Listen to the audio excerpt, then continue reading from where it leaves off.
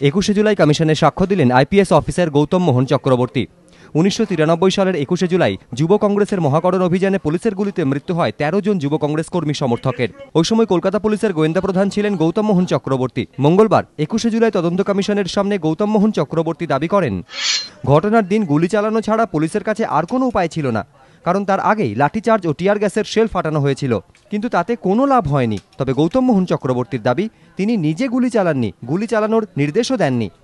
কলকাতা পুলিশের তৎকালীন ডিসিডিডির আরও দাবি, 21শে জুলাই বিবাদীবাগের আশেপাশে ডিউটিতে ছিলেন তিনি। তার সঙ্গে ছিল ছোট একটি পুলিশের দল। পরে মেয়র রোড থেকে বিক্ষোভকারীদের সরানোর জন্য রেড রোডের দিকে চলে যান তিনি। মেয়র রোড, ডোরিনা ক্রসিং এবং কেসি দাসের সামনে গুলি চলার কথা স্বীকার করলেও গৌতম মোহন চক্রবর্তীর দাবি, তিনি মেয়র রোড ছাড়া অন্য দু জায়গায় যাননি। তিনি স্বীকার করেছেন আজকে গুলি চলেছিল, 3টে জায়গায় গুলি চলেছিল, একটা ডোরিনা ক্রসিং, একটা মেয়র রোডে, আর তৃতীয়টা হচ্ছে কেসি দাসের মিষ্টির দোকানের সামনে। ডোরিনা ক্রসিং এবং কেসি দাসের দোকানের সামনে উনি ব্যক্তিগতভাবে যাননি, কিন্তু ডিসিডিডি হিসেবে সেগুলো তদন্ত তাকে করতে হয়েছিল।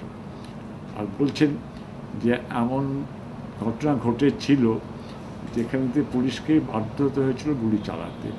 এদিকে 21শে জুলাই কমিশনের কাছে গৌতম মোহন চক্রবর্তী দাবি করেন, এ বিষয়ে তদন্তের জন্য একাধিকবার তৎকালীন পুলিশ কমিশনার তাকে ডেকে পাঠিয়েছেন, কিন্তু তৎকালীন স্বরাষ্ট্র সচিব বা মুখ্য সচিবের প্রশ্নের মুখে তাকে কখনো পড়তে হয়নি।